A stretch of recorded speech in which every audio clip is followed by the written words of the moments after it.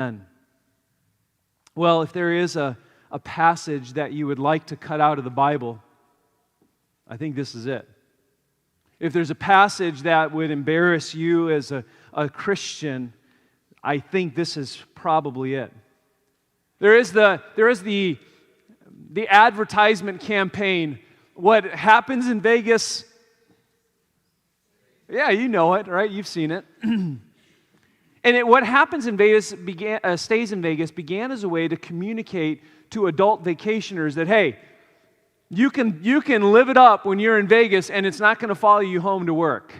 You can do or live however you want to live. You've got absolute freedom. And you know, Israel must have found the same ad campaign company. What happens in Israel, Yahweh does not see. Live it up. They had that slogan was not a way of vacationing. That slogan had actually become a way of life for the nation of Israel. And what had happened is this: as God's people had traded in the 10 commandments for one commandment. They said, you know, I think we're going to be done with the 10 commandments. I'd rather have the one commandment. And what was the one commandment that they received? It was this: do right in your own eyes. Live your own truth. You do you, was the idea. And when we come to Judges chapter 19, what we are seeing is the complete Canaanization of the nation of Israel. That Israel had completely evolved into a secular pagan people, adopting the practices and the culture of their immediate culture. But you know, it didn't happen overnight. Right? What we're about to read never happens in a moment. It starts not with an action, it starts with a seed being embedded in our minds and in our thoughts. And as we kind of muse on it time and time and time again, eventually it bears fruit of some kind in our life. If we were in the New Testament, we wouldn't use the phrase the Canaanization of God's people. If we were in the New Testament, what would we use? We would say that the God's people were Corinthianized. Or if we were reading the book of Revelation, we would say that the people of God had been Babylonized. This is exactly what is happening in Judges chapter 19. Or if we were to use an American expression, we would say that the Christian church has become Las Vegasized. You see, when God's people, when we begin to reflect, get this, when we begin to reflect our culture's thinking, we end up living more and more like pagans and less like Christians. And this shift happens subtly. That pagan thinking begins long before pagan living starts. You see, in what ways has Israel begun to adopt their pagan culture? Well, we find it in Judges chapter 19, verse 1. It reads this way: in those days, when there was no king in Israel, a certain Levite was sojourning in the remote parts of the hill country of Ephraim, who took to himself a concubine from Bethlehem in Judah. And his concubine was unfaithful to him. She went away from him to her father's house at Bethlehem in Judah and was there for some 4 months. Then her husband arose and went after her to speak kindly to her and bring her back. He had with him his servant and a couple of donkeys. And she brought him into her father's house. And when the girl's father saw him, he came with joy to meet him.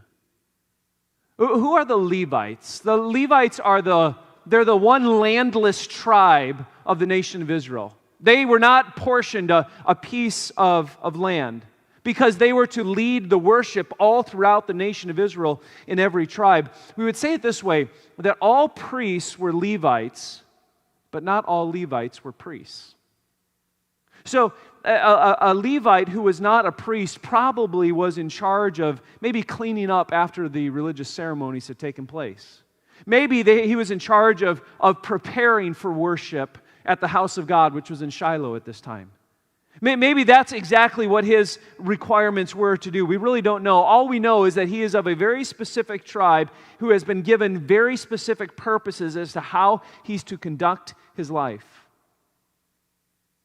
Here's a Levite who has a concubine. What is a concubine? It's a strange word. In short, a concubine is a second wife.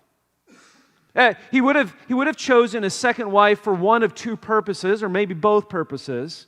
Just to put it bluntly or plainly, he would have chosen his concubine either for sex or having more children. That is, the more kids you have, the more free labor you're going to get to take care of the garden. But this Levite, do you see how this Levite has adopted ungodly thinking in more ways than just who you marry and why? He's adopted the Canaanization thinking that it's okay to add more wives to your life. In fact, we're going to be so shocked by the end of chapter 20, but we're also intended to be alarmed with the first half of chapter 20. That both parts of this chapter are expressions of somebody who chooses to live their own way. And someone can live their own way with kind of great, heinous, dark sins, or somebody can live their way in a very morally upright, very suburban Cyprus type of way. But the expressions may be different, but the heart is the same, of living our own way. In verses 4 through 10 of chapter 19, it's an odd story. This Levite finally goes back to get his concubine to come back, and he wants to speak kindly to her. She invites him into her father's house. And basically, for the next 5 days, the concubine's father and the son-in-law basically have a drinking party, if you will. They become drinking buddies for the next 5 days. Each day, the Levite says, I think it's time for me to go. And each day, the man says, no, stay another night. Well, after the fifth day, the Levite finally says, no, I think it's time for us to go back to Ephraim. So I want to just give you a map as to exactly where they are. Here is, this square right here is just blown up here. So I'm going to go off this one here. So the Levite and the concubine and his family were living up here in Ephraim. She takes off and goes back home to dad, who's back in Bethlehem. The Levite and his servant take some donkeys and they follow her back to Bethlehem. They finally find her, and it's there in Bethlehem that they have that 5-day extended stay of living their own way. What I mean by that is this, is a faithful Israelite father would never give his daughter off into marriage, into a second marriage, right? Regardless of whether or not the guy's a Levite. We would say the guy's a loser Levite, right? And this is a guy who's not living according to the Word of God. And so this is the Canaanization of Israel, not just in what happens in the latter half of chapter 20, but the Canaanization of Israel of what's happening in the first half of chapter 20. And so finally, after 5 days, they decide to leave, and they go up to a city by the name of Jebus. The text says that is Jerusalem, and so we're thinking he doesn't want to stay in Jebus, he wants to stay in Gibeah. Why is that? Well, the reason why it doesn't have the name Jerusalem yet is because the people of the Jebusites are living in Jerusalem. So these are pagan people. Remember, this is right after the conquest, and they're in the Promised Land. And so the Promised Land has not been carved out just for Israel. And so the Jebusites are still living in that place called Jerusalem, but at the time it's known as Jebus. And so he says, no, we can't stay where the ungodly people are. I mean, after all, we're Jewish people. We're Levites. We're of the Levite tribe. And so we're going to go up and we're going to stay in Gibeah, which is of the tribe of Benjamin. So this is where all of chapter 19 is going on. And we come to verse 10 of Judges chapter 19. We read it this way. It says, but the man, that is the Levite, would not spend the night. He rose up and departed and arrived opposite of Jebus, that is Jerusalem. He had with him a couple of saddled donkeys, and his concubine was with him. And when they were near Jebus, the day was nearly over, so the sun is setting. And the servant said to his master, come now, let us turn aside to the city of the Jebusites and spend the night in it. And his master said to him, we will not turn aside into the city of foreigners who do not belong to the people of Israel. We will pass on to Gibeah. And so they arrive in Gibeah near dusk, and they believe, because no one has offered them housing, that they're actually going to end up sleeping in the city square. As fate or chance, if you would like to use that phrase, would have it, Another man from Ephraim offers them safe lodging and safe housing. He asks them, "Where are you from?" And the man says, "Well, I'm a Levite, and I'm actually going back to the house of God." I don't know if he was or wasn't, but the idea is that, hey, I'm a man of importance. And so the old man from Ephraim says, "Well, why don't you stay the night?" And so the Levite, the servant, and the concubine stay the evening with him. And the remaining portion of Judges chapter 19 is intended to shock us into the depths of the human heart. Genesis 19 is the record of Sodom. Judges 19 is Sodom 2.0. Israel has become like Sodom. Israel's anti-God thinking, and what I mean by anti-God thinking was not that they were against God verbally, but it's just that they had completely thrown off and cast off all the laws or the commandments that God had given to them. Their anti-God thinking led to anti-God living. And Judges 19 resembles, in a way, a picture of hell itself. It's godless, it's dark, it's painful, it's cold, it's terrifying in every way. And the evening at the old man's house, I imagine, begins with a round of drinks. Maybe some roasted goat, maybe some bitter herbs and some bread and some goat cheese. They begin sharing stories, and as they begin sharing stories, the old man hears a group of men coming down the street. This is not abnormal, it's very normal. He hears them get louder and more boisterous and somewhat obnoxious, but as they get closer and closer, and finally they're standing at the threshold of his door, and they begin beating on the door and yelling out, "Bring out that man that we may have sex with him." Bravely, the host steps away from the dinner and actually goes outside to meet with those men. And he says this to them. He says, No, brothers, this is wicked, and this is vile." And then he does what is absolutely unthinkable, not just in Jewish culture, but in every culture up to that point and to this point today. I'm going to read this story in its entirety. I'm in Judges chapter 19, beginning in verse 22. "As they were making their hearts merry, behold, the men of the city, worthless fellows, surrounded the house, beating on the door. And they said to the old man, the master of the house, 'Bring out the man who came into your house that we may know him.' And the man, the master of the house, went out to meet them and said to them, 'No, my brothers, do not act so wickedly, since this man has come into my house. Do not do this vile thing. Behold, here are my virgin daughter and his concubine. Let me bring them out now. Violate them and do with them what seems good to you. But against this man, do not do this outrageous thing.' But the men would not listen to him. So the man," that is the Levite, "seized his concubine and made her go out to them. They knew her and abused her all night long until the morning. And as the dawn began to break, they let her go. And as morning appeared, the woman came and fell down at the door of the man's house where her master was, until it was light. And her master rose up in the morning, and when he opened the doors of the house and went out to go on his way, behold, there was his concubine lying at the door with her hands on the threshold. He said to her, 'Get up, let us be going.' But there was no answer. Then he put her on the donkey, and the man rose up and went away to his home. And when he entered his house, he took a knife to the dead body, and taking hold of his concubine, he divided her limb by limb into 12 pieces and sent her throughout all the territory of Israel. And all who saw it said, 'Such a thing has never happened or been seen from the day that the people of Israel came up out of the land of Egypt until this day. Consider it, take counsel, and speak.'" This is unspeakable horror.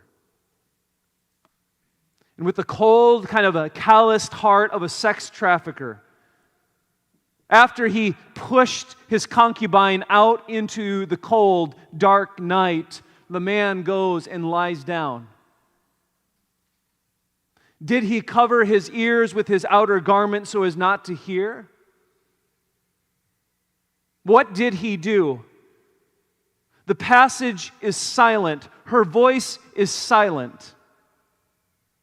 All we know is he wakes up in the morning, opens the door as if to get his newspaper,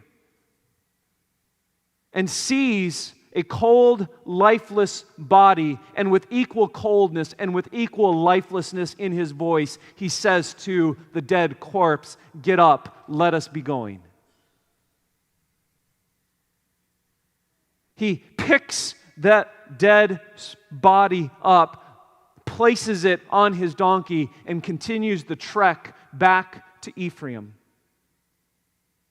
And when he gets back to Ephraim, he goes into his house and he takes that knife and chops the body up into 12 parts and sends it into Israel. If this Levite is so grieved, if this Levite is so offended at what had happened, right? That's why he's chopped this body up and sent it out to alert and to alarm the nation of Israel. Look what has happened amongst the tribe of Benjamin in Gibeah. If this man is so aggrieved and so offended, the question is this: why did he not say a word? Why did he push her out the door? And where was he all night long as she cried out? And I want you to hear how this fraudulent, heartless, godless man of a Levite describes what happens in Judges chapter 20. Hear his side of the story as he seeks to put himself in a good light. Judges 20, verse 1. Then all the people of Israel came out from Dan to Beersheba, including the land of Gilead. The congregation assembled as one man to the Lord at Mizpah, and the chiefs of all the people of all the tribes of Israel presented themselves in the assembly of the people of God. 400,000 of them on foot that drew the sword. Now the people of Benjamin heard that the people have gone up to Mizpah, and they're nervous. The people of Israel said, "Levite, tell us what happened. How did this evil happen?" And the Levite, the husband of the woman who was murdered, answered, get this story. "I came to Gibeah that belongs to Benjamin, I and my concubine, to spend the night. And the leaders of Gibeon rose against me and surrounded the house against me by night. They meant to kill me, and they violated my concubine, and she is dead. So I took hold of my concubine and cut her in pieces and sent her throughout all the country of the inheritance of Israel, for they have committed abomination and outrage in Israel. Behold, you people of Israel, all of you, give your advice and counsel here." Benjamin had committed abomination, yes, but this man was of equal blame in his abomination. When it says that everyone from Dan to Beersheba, I'll show you the map here at the very top of the next map. You see that red circle at the very top, and inside there it says Dan. That's from Judges 18. And the Beersheba is the lower circle there to the south. The idea is this, is that everybody came together from New York to Miami, from Fargo down to the valley, from the very top of Washington all the way to Southern California. Everyone came together because they were outraged at this unspeakable horror. And if we didn't know the details of the story from Judges 19, we never would have thought that somehow this Levite actually contributed to her death by standing by silently, idly, not bringing aid to her voiceless cries. So what is the point of this gut-wrenching, soul-sucking, sickening story? Yes, the men of Gibeah are the villains, and they will be repaid in the next 2 chapters. They are worthy of a slow, painful death themselves. But the Levite is no better. The Levite himself is worthy of the same type of justice. What is going on here? There is a lot going on here, but I will say this to begin with, and that is, the Apostle Paul will write in Romans chapter 2 that religious people are in need of righteousness outside of themselves. And he will say in Romans chapter 3 that irreligious people also are equally in need of righteousness outside of themselves. That both the righteous and the unrighteous, the religious and the irreligious, are both in need of a righteousness that comes from outside of themselves. That all of us are in need of rescue. That is, these men, whether it's the first half of Judges 19, of two men living their own way, one willing to give up his daughter, the other one willing to give up his wife or concubine, both in the beginning and in the end, everybody is living their own way. Everybody is, if we can say it this way, everybody is seeking to please themselves. It's just that their expression of pleasing themselves is different. What does it mean to live my way? Well, to live my way means to do as I please. To live my way means that there is no authority over me. I am my greatest authority. That living my way is actually destructive for others and for me, not just currently, but also eternally. So what do we do with this passage? Well, I'm done with the exposition. I don't even know if you'd call that exposition. I just told the story. But I want to conclude by giving you 5 applications for us to consider from this story. 5 lessons of what it means to live our own way. And so that's why I've titled our message this morning, Living My Way, that is, doing right in my own eyes. Here's the very first lesson that I believe Samuel is giving to us through the book of Judges here, and specifically in this passage, and that is this, is that living my way acknowledges God in a religious sense, but not in an authoritative sense. Folks, the book of Judges is a reflection of a religious people who say one thing with their mouth, but refuse to acknowledge that God has any authority over them. This isn't just about this. The reason why this is Sodom 2.0 instead of Sodom 1.1 is because these are religious people. These are people who go to the synagogue or go to the tabernacle. Living my way, I acknowledge God religiously, but not authoritatively. It is clear from this story and from the book of Judges that it is very easy to be religious, but not recognize God as authoritative in my life. That it is actually possible to slap the name church on the outside of a building and not actually follow the words of Jesus or of the Bible.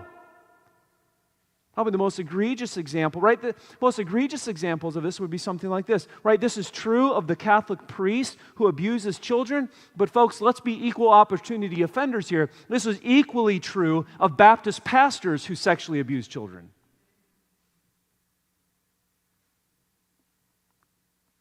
That to live religiously, but to reject that God has authority over my life in some way is to live with an expression of, I am choosing to live my way. This is, if you're below the age of 40, I don't know if you'll even get this reference, but you can YouTube it and figure it out. There is that old song by Blue Eyes himself, Frank Sinatra, where he sings My Way.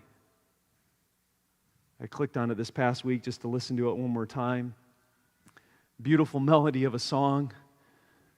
But as he introduces that song when he sang it in Madison Square Garden in 1973, he says, this is the national anthem. And I thought to myself, yes, it is. And not just of our culture, but oftentimes of those who confess Christ.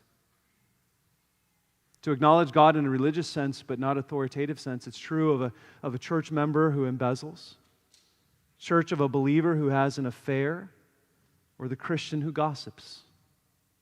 You see, it's not just in the sense of some egregious sin. Yes, that is clearly what's going on here, but it begins in small ways by our thinking, and that gets us to our second lesson, and that is this, is that living my way suggests that habitual sin is not static, but progressively gets worse.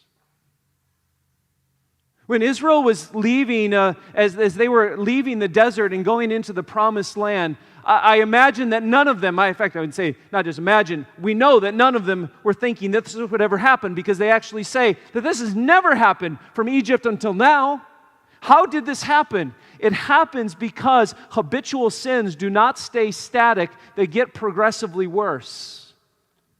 And we could open up kind of the Pandora's box of sexual sins if you desire, but the point is this, is whatever sins we habitually engage in, they don't stay the same, they progressively get worse. What was true of God's people in the Old Testament is true of God's people in the New Testament, that sin is a ruthless taskmaster, grabbing us by the throat and like a boa constrictor, winding itself tightly, tighter and tighter and tighter and tighter again. I know I used this phrase when I was preaching on Samson. It's true here that sin will take you farther than you want to go. It will keep you longer than you want to stay. And it'll cost you more than you want to pay. I would just say to us as a church family for a moment, kind of take off a prophet's hat and put on a pastor's hat for a moment. For individuals amongst us, you're here, you're maybe a member of Grace Life, or you've been attending for some time. If you have a life-dominating, deep, addictive sin, don't hide that in the corner. The gospel actually teaches us that that's what happens to us when we're left to ourselves. And that's actually why we need one another, why we need the Christian church. Pornography is killing us as a church. I'm not talking about our culture. Certainly it's killing our culture as the pornographic words fill our ears through pop culture and through media, but I'm talking about it's killing the Christian church. And I say this to us, that following Christ is not about perfection. Oh no. We're not arguing for some kind of perfective Christian living in any way, but what we are arguing for is this, is that we are repenting sinners, and that we are struggling sinners, and that we don't give up the fight against sin, that we seek to, that instead of be dominated, we seek to live submissively to the authority of Christ in our lives. When I say living my way, what do I mean? I mean by that living my way suggests that habitual sin is not static, but it gets progressively worse. Thirdly, living my way implies this, that there is actually little difference in my thinking as a believer and someone who's not a believer. You know, and we admit this, that we Christians, we are notoriously self-righteous people, are we not? We are so good at looking down at other people and doing tisk, tisk, tisk, bad, bad, bad. Why would you do that? Can't believe you would do that. Don't you know I would never do something like that? And we think because we don't do X, whatever X is in your mind, and we do this, we do go to church on Sunday, that we are so much better. But brothers and sisters, do you understand that the actual actions of sin happen because our thought process has actually been corrupted by sinful choices? I do what I do because I think what I think.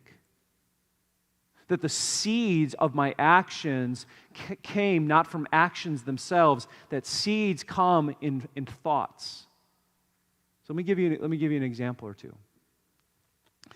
You may value personal, and as a Christian I would hope you would, but you value personal sexual purity before the Lord for your children, but you're engaged in pornography. Do you see how that's incongruous to say, well, I don't do X, but meanwhile there's a secret sin? That's what Samuel's going after here. That those who put on a religious veneer act as if everything is okay, but meanwhile the corruption of the heart is brewing, and like yeast takes to a bread, that eventually it spills over the container or into the microwave. Or, let me put it this way.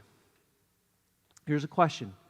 Talking about in our minds, that you may have been married for 3 decades or 4 decades, but you don't have any meaningful relationship, relational intimacy, emotional intimacy with your spouse. To say, well, at least we haven't gotten divorced.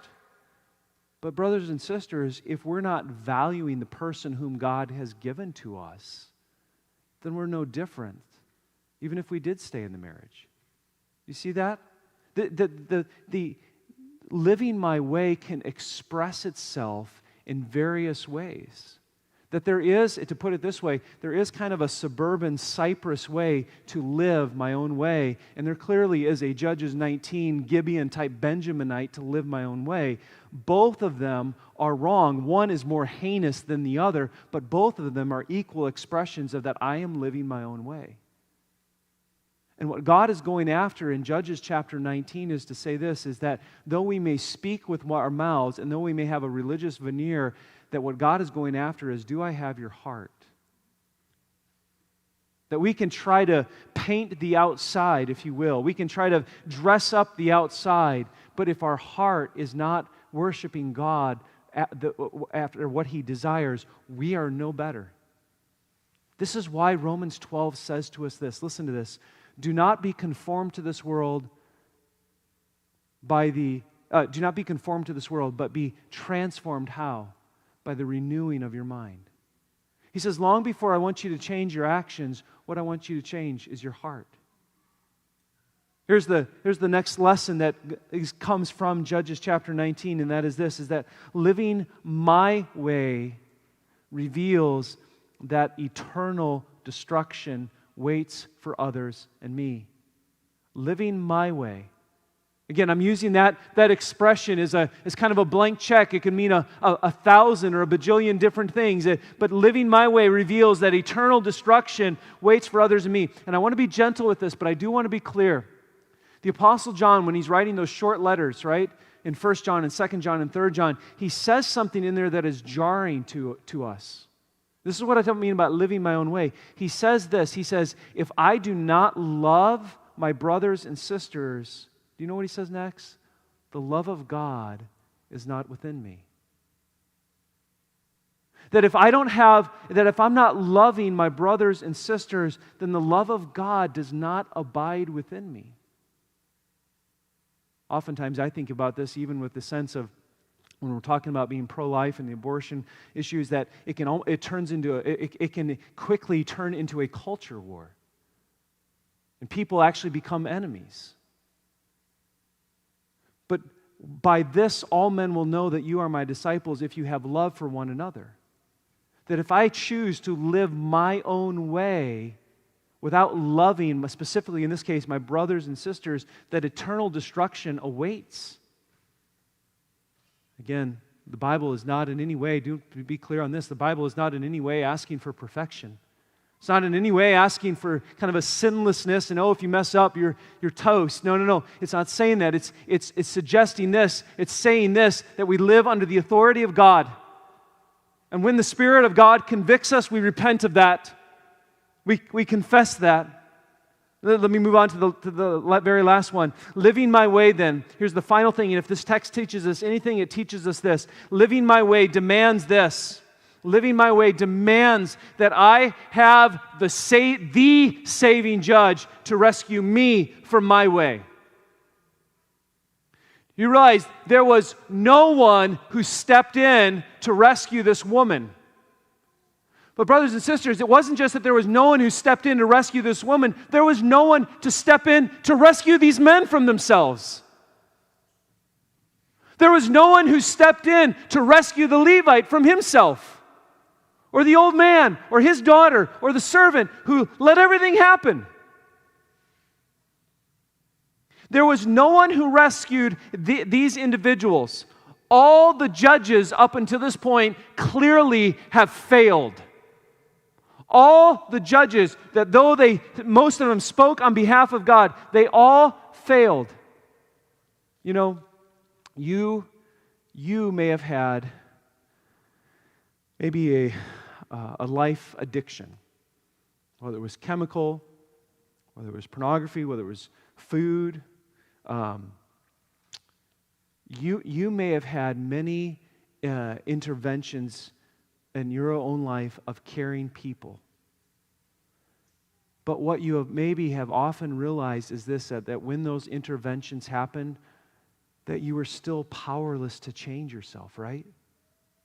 You were still powerless to change yourself. Why? Because sin ravages, sin destroys, sin leaves us lifeless. And what Judges 19, that in the midst of this darkness, in the midst of this heinous wickedness, there is a faint light that is breaking through, not shadows, but is breaking through a pitch dark room of absolute wickedness. And that light is that there is a judge coming who is better than Othniel. There is a judge coming that is better than Ehud or Samson or any of the other judges that have come forth, of Deborah or Gideon. This judge is the one who is worthy to open the scroll. It is this judge who will give his life for we who have been ravaged by our sin, but we enjoyed it. We did not cry out. And it was he who stepped in to rescue us from our sin and from that sin around us. And the day that this judge died, Jesus Christ, the day that Jesus Christ died, demons whooped and hollered. And demonic forces in hell itself seemed on those 3 days to have lost their restraint and almost ran wild, if you will. And just when the angels of heaven were peering over the embattlement of heaven, thinking that all had been lost, and that the earth was to remain living forever right in their own eyes, for they had taken the Lord of glory and had taken his life and snuffed it out. Why? Because they did what was right in their own eyes. There was a voice from heaven. And this voice was louder than the voice that said to Lazarus, "Lazarus, come forth." This voice said, "My son, Jesus, come forth." And when this happened, the angels rejoiced. Why? Because now, not only were those who would confess Christ given the opportunity to do that which was right in God's eyes, but what else happened? That God not only gave us the opportunity, he gives us the ability to do that which is right in his eyes. And so we can worship right in his eyes. We can love right in his eyes. He restores to his marred, sinful, shamed creation the ability and the opportunity to do right, to live right in his eyes, and to worship right in his eyes. Why? For when Christ is the judge, there is not just a voice, but there is one who will step in to our darkness, who will step in to our misery, who will step into our shame and rescue us and redeem us from ourselves. Let's pray. Father, we thank you